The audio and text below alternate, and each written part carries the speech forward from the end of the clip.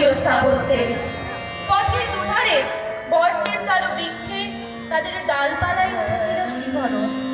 বাইরে বাড়ি থেকে রাজ্যে ফেরা নব্যধনিকের ল্যান্ড তার গতি মন্থর করে আনছিল, আর মখমলের রুমালে আড়াল করেছিল তার আরোহী।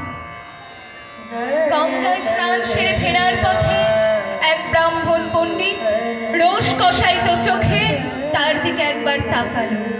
সেই চোটের শব্দে সচকিত হয়ে গাছের ডালে অসময় ডেকে উঠল বসন্তের কোকিল।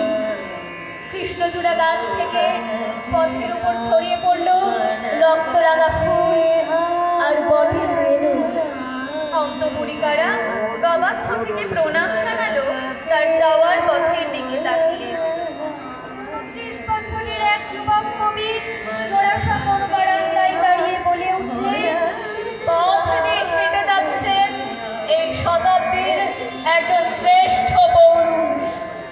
মাথা জোড়া টাক একজন শিক্ষাবিদ, ঘড়ির কারিগর, তার পালকির বেহারাতে গতি মন্থর করতে বললেন। দক্ষিণেশ্বরের ঠাকুর দালানে দাঁড়িয়ে একজন বলে উঠলেন, খাল নয়, ডোবা নয়, ওই শব্দ সমুদ্রের স্বর। কাঁঠালপাড়ার ঋষিব্রতীর একজন ডেপুটি ম্যাজিস্ট্রেট তার কলম থামিয়ে উৎকর্ণ হয়ে রইলেন ওই চটির শব্দ শোনার জন্য।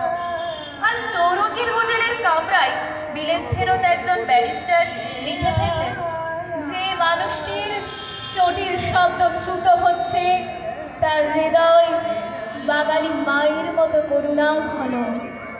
শ্রীরামপুরের কাগজে লেখা সেই কাগজ তিনি জানালা দিয়ে ভাসিয়ে দিলেন বসন্তের হাওয়ায় দক্ষিণ সমুদ্রের দিকে।